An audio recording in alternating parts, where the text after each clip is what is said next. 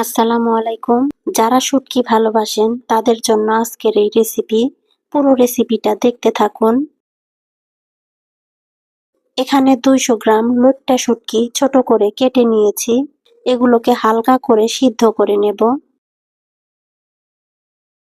কড়াইতে 12টার মতো পেঁয়াজ কুচি দিয়ে দিলাম। পরিমাণ মতো তেল দিয়ে পেঁয়াজটা হালকা করে ভেজে নেব।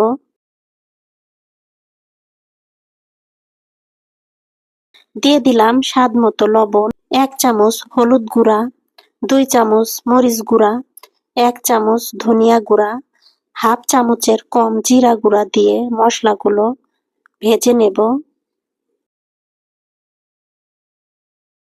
দিয়ে দিলাম 1 চামচ রসুন বাটা, একটা টমেটো কুচি আর অনেকগুলো কাঁচামরিচ কুচি। লইট্টা শুটকিগুলোকে সিদ্ধ করার পর ধুয়ে পরিষ্কার করে নিয়েছি, সেগুলা দিয়ে দেব। মশলাগুলোর সাথে শুটকিটা ভালো করে মিশিয়ে নেব। সামান্য একটু পানি দিয়ে শুটকিটাকে কষিয়ে নিলাম।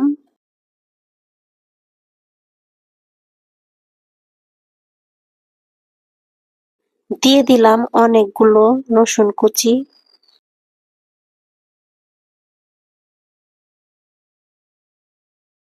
শুটকিটা কষানো হয়ে গেছে। এখন পরিমাণ মতো পানি দিয়ে হালকা আঁচে রান্না করে নেব।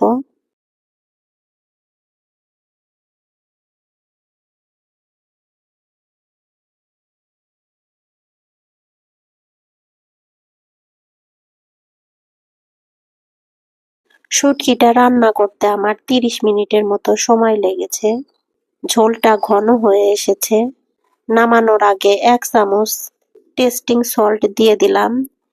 এটা আপনারা দিতেও পারেন, নাও পারেন। আমার কাছে ছিল তাই দিয়েছি।